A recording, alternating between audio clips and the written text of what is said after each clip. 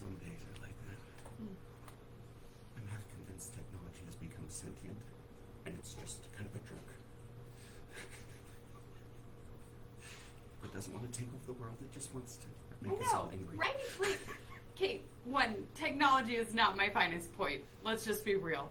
So good morning. This is McKinnon Hansen with Wired Wednesday. Technology is eluding me yet again today. So I set a timer on my phone so I'd only open Facebook for up to 5 minutes a day.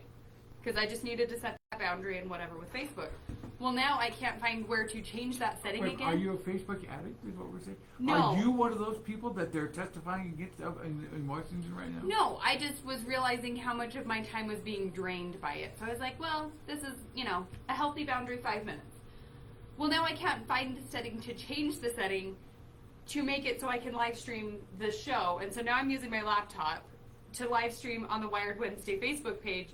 And I can't get any of the camera stuff to work. So I'm hoping, and I forgot all the mic stuff for the laptop thing. So I'm just hoping that this show gets recorded and broadcasted. Well, there is this little radio thing going on. I know, exactly. And I love that you are in charge of the board, Dr. T. Like, it's a thing. It's definitely a thing over there. Except I have to go down the hall here for a minute. Well, I mean, that happens too. So, aside from being really excited for today's topic, because it goes back to what I'm pretty passionate about in trying to be a homesteader and doing a bunch of things, or just being more self-sufficient, we have Jesse with Bear in the Valley Meats in studio today, and it's a pretty incredible opportunity. Thank you very much. I appreciate you letting me come on. Well, I just like it, and I love that our listeners ask me to get more producers and more homesteading or more like self-reliant things on the show. Can we stop for just a second? Yes. Define your parameters for homesteading as we're having this discussion. So homesteading to me might mean something different. So I want to know what your basis is. So more becoming self-reliant and less grocery store reliant. Got it. Okay. Buying in bulk, and being able to use flour and sugar and water. So you do own a Costco? No, I do not. That means we've had an increase of population above 150,000. Costco will never come to Cedar. It just won't. They will get a second Costco in St. George before they will ever date Cedar City for a Costco. There might be a subsidiary company that Costco's umbrella owns that comes here, but a Costco wholesaler will never be here in Iron County. You realize you just irritated most of the north side. Absolutely. Absolutely. But a reality check, guys. Like, we just, until our population reaches over 250,000. Do you remember the rumors, this is maybe 15 years ago, that something big was coming to near Parowan? And people were saying, it's a new Disneyland. I went, yeah. There's a limit to our area. We need more grocery stores first off. I love the Hispanic food culture of that, but we have plenty of those. We need more variety in our fast food. We need more housing. We're already at housing shortage for Iron County. Everybody can't find apartments, let alone single family homes, let alone all of these other compounding things. So back to the question of homesteading. I'm saying more buying in bulk goods and or buying locally and or trying to be less store reliant and more I'm able to grow this myself or I'm able to source this directly from the producer to the consumer rather than using a national cut house. So he's from Bear in the Valley. Bear in the Valley. The animal. I'm not naked out there. Okay, that's okay. Yeah, that's good. That's probably good. man. So do you deal with bear meat? I do not. Okay. Bear was a nickname I got when I was working with troubled teens over about a decade. And did you not tell your guest he was supposed to bring samples for us? Well, we have to keep them refrigerated to some degree. We have a fridge. Well, then I failed. Hey, just let me know and I'll bring you some samples. We actually do offer samples to people. We bring ground beef if they'll call us. Really? And we'll bring them a pound of ground beef, and with the idea that we're going to call them in the future and talk to them, but we will do that if a person's interested. So, but let's start with the ground beef. Okay. So tell me, when we start, you start the process of growing your own beef as doggies, right? We have we have a dairy that's out in the valley, and we do what they call as craft beef. Now, just as a question, I always ask people when they start talking to me is this: how many breeds of cow do you think there are? Oh my, at least 5. At least 5. I have had the most. You'd be surprised how many times I hear the answer. They're like, "Well, there's the black and white ones and the red ones, right?" Oh my gosh! I say 50. I mean, there's a lot. So the last time we checked, which is a number of years ago, there was over 900 established Oh, wow. breeds of cow. Oh wait, hold on, back up. Locally, 5. Worldwide, I agree with the 900 number. So there's actually probably a few more than 5 just locally that are scattered around. There are probably 5 big normal local ones that we would see. Okay. So the idea behind craft beef is you actually pick an animal and then you decide how that animal should live by what that animal was bred to do. And so what you do is then you take that and you define the whole system around how that animal has been bred. So for centuries, we have been breeding these animals to do specific things. Agreed. And when we take them out of that path that we have bred them for, they just never develop, ever. They the way never should. flourish. They never Right. become what they were supposed to become. Right. And so what we do then is we find the animal exactly, and then we define the system completely around that animal. So for us, we've picked the dairy breeds. Now that's going to be your Holstein, of course. It's also going to be your Norwegian Reds or your Montpeliers. We like the Holstein. The Holstein was actually the base breed of the famous Japanese Wagyu. Really? When they were starting to breed that, that's where they started. And the reason for that is because dairy breeds have this beautiful marbling pattern, which is called spiderwebbing. And so instead of big, thick chunks of fat all through it, they have just beautiful, thin spider web that goes throughout all the meat. And so it just kind of spider webs through everything. Which in turn, I mean, like, I'm a consumer, I'm not a grower, right?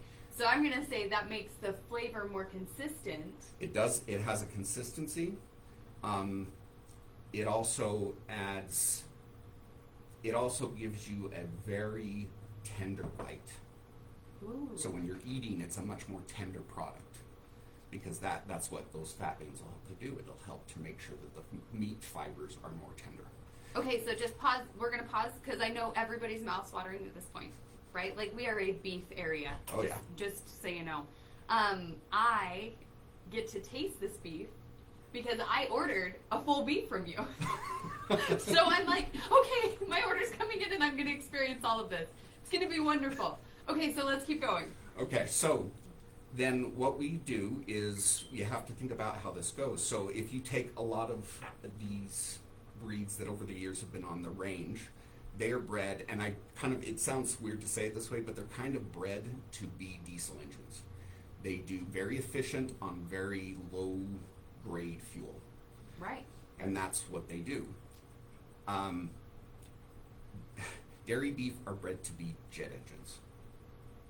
Right, because they have to be high producers in output. Right. And so when you have an animal out in the wild, a ruminant, most ruminants, they have the 4 stomachs, and they take care of it by putting it in there, and then they break it down, and they chew their cud, and then they bring it back in. Most ruminants will live in areas that have temperature fluctuation. So in our environment, that's winter, spring, summer, fall. In some environments, that's going to be the wet and the dry season. Mm-hmm. And so what happens is they begin their life and they'll eat kind of a lower grade or lower octane fuel, that grass and such. And then when it comes right before the season of want, whether it be winter or dry, they'll fatten up on whatever grains are available. Right? And so that's how they build their store. Well, the dairy breeds were bred to basically be ready to store 24/7. And so so if you put one of those on a range, they're never going to develop. They're always going to be a little sickly. They're never going to be able to establish. And so what we do is we take them, we have them from the dairy, and we love this dairy that we work with because they establish exactly the way we would do it. They're very calm. They raise them on the exact feeds that we would want, very natural, goes through the process. Then we take them and then we transition them over to a grain diet. And then we don't have a feeding time. They have food in front of them 24/7. And we keep them in small little herds, so about 5, maybe 10 at the most. Wow. And then we raise them up with that herd, and they'll be with that herd their entire life. Mm-hmm. And they laze around. What makes good beef is exactly the opposite of what makes good people, right? You laze them I around. love them laying around playing video games. So they lay around, they eat, they sleep, they play, they fight around with each other, they do nothing all day. Everything you don't want in a son-in-law. That's right. Oh my! Oh my! And so when we get to that point, we'll get them at 15 or 16 months, and we can get them up to at its highest. We've gotten them up to say 18 or 1900 pounds. Now we want it before 18 months. We like to have that cutoff. So just so our customers are aware, if you grade your beef is graded in that way, and it's a voluntary. You pay to get it done. But to even have a chance of being graded as prime, it has to be under 18 months. Interesting. Oh, wow. I have And no idea. Yeah, so we always give our customers that product under, that's our goal. Everything is under 18 months, and we push it towards that process. Which makes a lot of sense, because if I want grade A prime beef or whatever, and to me, honestly, as a very new consumer of this, I mean, I've enjoyed beef products my entire life, right? But I never knew that it was graded at 18 months or below, right? Well, that's prime. You can get it at older, but then it automatically jumps to choice, even if it has everything else that they want. Right, but then to me, a cow is a cow of a cow, and I've never known that, like, the spider webbing or that you can manipulate's the worst word that I can think of right now. I can't think of a better word, but you can evaluate, thank you, into what it's actually supposed to be and supposed to become. Hey, farmers have been doing this for generations. That's why we have heirloom fruits and vegetables. That's why we have open source and things. They'll take and they'll just breed it and go through this process to make sure they're getting exactly what they need. And we've done the same thing with animals. We're becoming more aware of how we, some of the advantages of doing that when it comes to fruits and vegetables. We're still lagging behind a little bit to realize that our ancestors did the same thing with animals, and that we can actually go through and get the full benefit from that animal by focusing on it. Well, and with today's technology, that makes it either easier or more complicated, depending on how you see this. Well, and that's where we come in, right? Because the average consumer, and especially when it comes to meat, they're just kind of cow. Yeah, it's a cow, right? And so by them coming to us, they come in and we have a butcher we work with generally, and there's some great butchers in the area of southern Utah, southern central Utah. We're very lucky because a lot of places in the world we're losing butchers all over, but we're still lucky that we have choice. We use Ashton Meats. They are wonderful. They're a Fillmore family company, and we've had just the best luck with them. And so if you're ever looking and you can't get in somewhere else, I would really suggest it. But we work with everything. We come in, we will raise the animal. We will help you figure out what you want from your meat, steaks, roast, how it's going to be set up. We'll walk through the process. We'll work with the butcher. We'll make sure that process gets done, and then we take it and we deliver it right to your home. Which is an incredible service. Yes. And there's some obvious issues that people don't even think about. For example, have you ever seen a dry-aged steak at the store? They're very expensive, right? And you're just talking 7 to 14 days, you can spend a pretty penny. We dry-age the entire animal for a minimum of 14 days. So everything you're getting is that dry-aged, beautiful beef right into your freezer. And that's part of the thing of getting that local, is that we can then work with that. We can work with our butcher. We can work with the customers. We can get you that top quality all the way around. Well, and even still, especially where on other Wired Wednesday shows, we're talking about trying to use local resources and different things because we want to be, Dr. T over there is so anti-grocery store. He hates shopping. I don't blame him. But, if we could go into more Let's not self-sufficiency. mischaracterize things here. I don't mind going to the store. Oh no, I hate this store. Oh my gosh, like Walmart with only self-checkout? Oh, Oh okay. my Now we're gosh. talking a whole different thing because Walmart to me does not equate to grocery shopping. I feel like a cattle person. Did I tell you what happened to us? No, you feel like cattle sometimes when you go there. Yes. We made yes. the mistake. The Thursday before Christmas. Oh Lord. I mean, it was like a day or two before Christmas, and we'd run out of stuff. Some over-the-counter medicine. I take a sleep aid every night to help me fall asleep. I damn me run out of stuff. Said, well, you know, they've got that at Walmart. Let's go there. We walked in the line to get in the line to the checkout. I mean, this is not the checkout line. The line to get into the line of the checkout went all the way across the front of the store, all the way to the back of the store. We said, we're out here. Yeah, no, right. Like it's a thing. So I love that Bear in the Valley Meats is available Yeah. to us. They're really not that far away from Cedar. No, it's like no. a 25-minute drive. I mean, a we're- little further. I go a little quickly. Well, we're down in Enterprise. Okay, yeah, Enterprise is fine. Wait. You do 25 minutes to Enterprise? That's an impressive. That's an impressive run. No. For everybody listening, I drive the speed limit. For all the police out there listening, definitely the speed limit every time. Right. What kind of a All vehicle the do you time, drive? right. What should we be on the lookout for? I drive a white Honda Civic. 25 minutes to Enterprise? Wow. No. Okay, that's a whole nother story. So you're out in Enterprise. How do we get a hold of you? So you can just go to our website. It is bearinthevalleyfarms.com, and you can get a hold of me, Jesse, or you can get a hold of Alan Huntsman. He is in charge of sales, and he is my Oh, I think cousin. I know Alan. Oh, yeah? I think we've met Alan, haven't we, Chris? That name sounds really familiar. So you might have also met my father, who is Nick Huntsman. He was on the show a couple years ago. Yeah, he's been on too. Oh my gosh, talking And- about.